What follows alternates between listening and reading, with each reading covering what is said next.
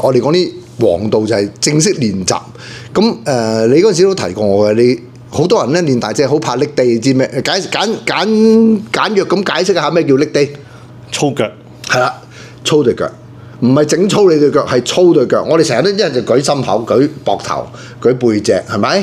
好多人係 skip 拎地嘅。Oh God, please no, no！啊，個男人都唔中意，都中意粗腳嘅，唔中意。但係粗腳原來好正嘅喎，有乜好處啊？出眾呢個男性荷爾蒙。Yes， 幫助睾酮，踎得多真係好唔同，係嘛？